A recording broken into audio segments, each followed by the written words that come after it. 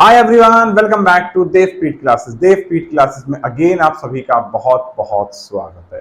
बच्चों, आज की इस वीडियो में भी मैं आपके सामने सिंगल कॉलम कैश बुक का ही एक टॉपिक लेके आया हूं, लेकिन इस वीडियो में हम समझेंगे कि हम सिंगल कॉलम कैश बुक का प्रैक्टिकल क्वेश्चन कैसे परफॉर्म करते हैं। राइट, इस वीडियो को देखने से पहले आप मेरी फर्स्ट वीडियो को आप जरूर देखना। मेरी जो कैश बुक की फर्स्ट वीडियो है या फर्स्ट पार्ट है, उस फर्स्ट पार्ट में मैंने टोटली डिस्कशन किया है कि कैश बुक होती क्या है, कैश बुक कितने टाइप्स की होती है, एक बिजनेस के थ्रू कैश बुक मेंटेन क्यों की जाती है और कैश बुक मेंटेन कैसे की जाती है। राइट, तो इस वीडियो को देखने से पहले आप मेरी उस फर्स्ट पार्ट को जरूर देखना।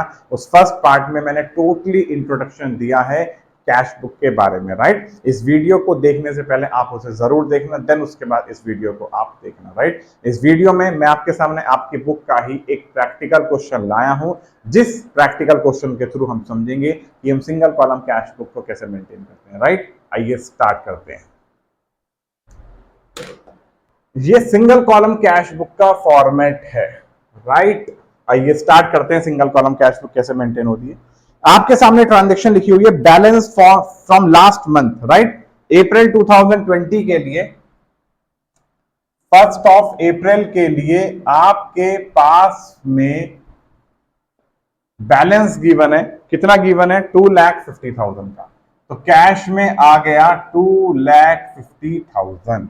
राइट, डिपॉजिटेड इनटू बैंक अप्रैल 2 को, 2 अप्रैल को बैंक में पैसा जमा किया गया है। तो अगर बैंक में कोई पैसा जमा करेंगे तो बैंक बढ़ेगा और कैश घटेगा। इसकी जर्नल क्या होगी? Bank account debit to cash. तो कैश हमारा घटता है। अगर कैश घटता है तो इस ट्रांजेक्शन को कहां रिकॉर्ड किया जाएगा? यहां। 2 अप्रैल को हमने बैंक में पैसा जमा किया तो हमारा कैश घटेगा। कितना पैसा जमा किया? 75,000।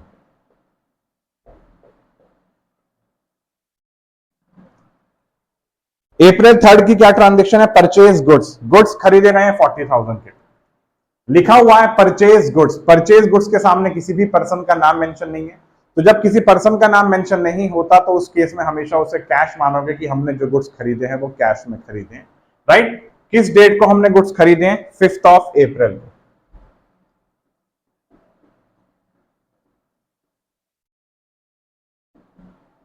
परचेज के नाम से आ जाएगा।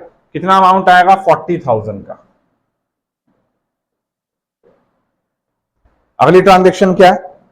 अप्रैल 6 की ट्रांजेक्शन है, परचेज गुड्स फ्रॉम रमेश। अब यहां मेंशन किया गया कि हमने अप्रैल 6 को गुड्स खरीदे हैं रमेश से। अब अगर रमेश से हमने गुड्स खरीदे हैं तो यहां पे एक पर्सन का नाम आ चुका है। तो अगर पर्सन का नाम आ चुका है तो ये ट्रांजेक्शन कौन सी है? Credit transaction. तो यानी ये ट्रांजेक्शन क्रेडिट परचेज की ट्रांजेक्शन है। तो आपको पता है कि क्रेडिट परचेज की ट्रांजेक्शन के लिए भी एक स्पेशल पर्पस बुक बनाई गई है, जिस बुक का नाम है परचेज बुक। तो इस ट्रांजेक्शन को परचेज बुक में रिकॉर्ड किया जाएगा, ना कि इसकी जर्नल मेंटेन होगी। राइट, तो ये कैश बुक में तो रिकॉर्ड नहीं होगा। आगे चलते हैं। Purchase furniture for cash. अब हमने फर्नीचर खरीदा है कैश में। कब परचेज किया है? 10 अप्रैल को हमने फर्नीचर खरीदा है कैश में। फर्नीचर आया, कैश गया, तो अमाउंट कितना आ गया? 25,000 का। 25,000 का हमने फर्नीचर खरीदा है। उसके बाद क्या लिखा हुआ है? लोन गिव टू चरण दास। चरण दास को लोन दिया गया है 11 अप्रैल को। चरण दास को लोन दिया गया है, तो हमने चरण दास को अगर कोई भी लोन दिया है तो डेफिनेटली हमारा कैश घटा होगा। तो बाय चरण दास के नाम से अमाउंट आ जाएगा। चरण दास को हमने कितना लोन दिया है? 20,000 का। यहां 20,000 आ गया। उसके बाद पेड टू रमेश। रमेश को पैसा पे कर रहे हैं 28,500 और डिस्काउंट रिसीव्ड है 1,500 का। रमेश को हमने 28,500 रुपए पे किए हैं। अब अगर हम किसी भी पर्सन को पैसा पे करेंगे तो डेफिनेटली हमें डिस्काउंट मिलेगा। राइट, तो डिस्काउंट रिसीव्ड हमारी इनकम होती है। तो इस डिस्काउंट रिसीव्ड के लिए हम जर्नल एंट्री पास कर देंगे। क्या एंट्री पास होगी?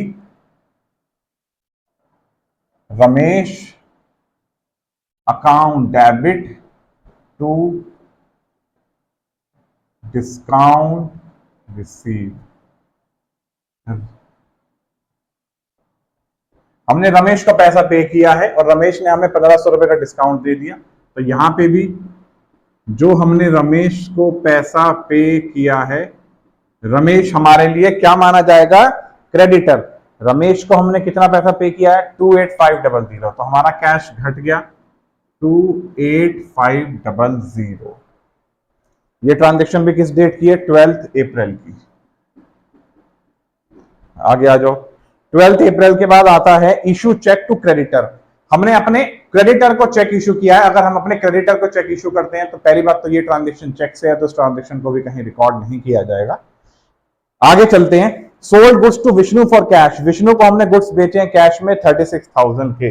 अब विष्णु को हम गुड्स बेच रहे हैं कैश में 36,000 के, तो यहां पे आ जाएगा टू सेल, क्योंकि पैसा हमारे पास में रिसीव हुआ है। किस डेट की बातें हैं ये? 15 अप्रैल की।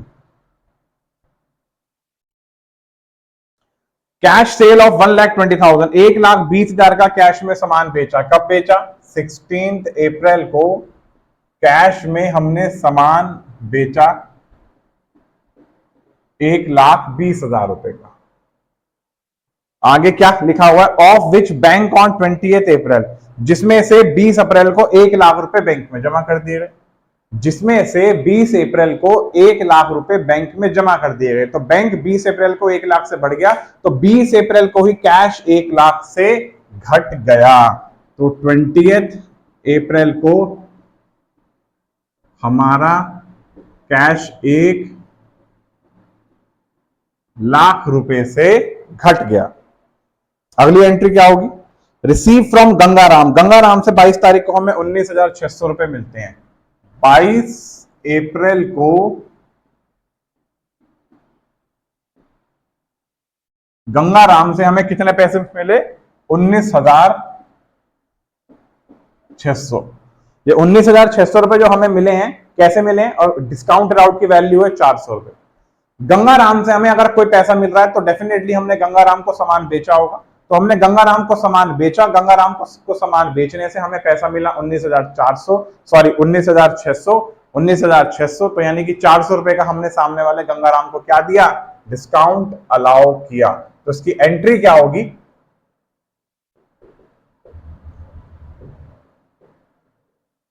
Discount allowed account debit to Gangaram account. Right, आगे चलते हैं। अगली ट्रांजेक्शन क्या है? Withdrew cash from bank. Cash, bank से हमने कैश निकाला 24 तारीख को। 24 अप्रैल को कैश निकाला, कहां से? बैंक से। तो डेफिनेटली हमारे पास कैश आया। कितने रुपए का कैश हमारे पास आता है? 25,000 रुपए का। ये आगे ट्रांजेक्शन। आगे आ जाओ। अगली ट्रांजेक्शन क्या है? Purchase postal stamp. Postal stamp हमने खरीदी है 1,000 की। कब? 25 अप्रैल को। 25 अप्रैल को हमने पोस्टल स्टैंप खरीदी हैं 1,000 रुपीज के। तो डेफिनेटली हमारा कैश घटेगा। Salary paid to accountant. Accountant को सैलरी पे की गई है। कब? 28 अप्रैल को अकाउंटेंट को सैलरी पे की गई है। तो सैलरी पे करेंगे तो अगेन कैश घटेगा। कितने की सैलरी पे की गई है? 12,000 रुपए। आगे आ जाओ। Paid for furniture repair. Furniture repair के लिए हमने कोई पैसा पे किया 29 अप्रैल को, तो अगेन इससे भी हमारा अमाउंट घटेगा। तो यहां क्या आएगा? By repair. कितना पैसा हमने पे किया है? 1,500 रुपीज। राइट। तो ये सारी की सारी ट्रांजेक्शन्स को हमने रिकॉर्ड कर दिया। लास्ट में सिर्फ हमें अपना कैश अकाउंट, कैश बुक को क्लोज करना है। इस साइड का समेशन करके देखते हैं। इस साइड का सम कितना आ रहा है? 2,50,000, 36,000, 1,20,000, 1,96,000, 25,000। इस साइड का सम आ रहा है 4,50,600।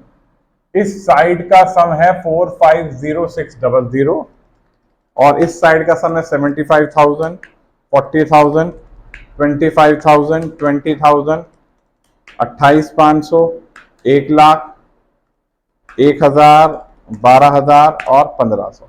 इस साइड का समेशन आ रहा है 303,333। ये साइड बड़ी आ रही है, तो जो फिगर बड़ी आती है वो ही दोनों तरफ लिखी जाती है। 450,600,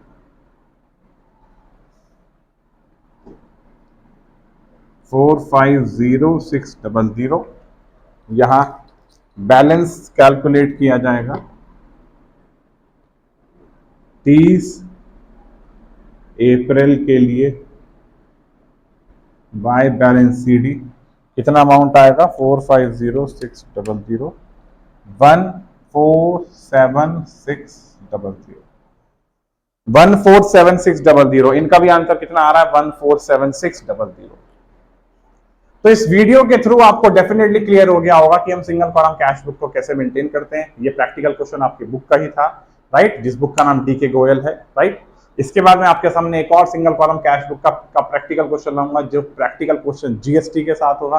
तो इस वीडियो को भी आप जरूर देखना। इसके पार्ट 3 में, पार्ट 3 में आपके सामने सिंगल कॉलम कैश बुक का ही प्रैक्टिकल क्वेश्चन मिलेगा विद जीएसटी। देन उसके बाद हम प्रैक्टिकल क्वेश्चन परफॉर्म करेंगे डबल कॉलम कैश बुक का। देन उसके बाद प्रैक्टिकल क्वेश्चन परफॉर्म करेंगे double column cash book with GST, right. तो ऐसे ऐसे करके हमारा कैश बुक टोटली कंप्लीट हो जाएगा, राइट। तो आइए मिलते हैं बहुत जल्द एक और नई वीडियो के साथ। Good bye.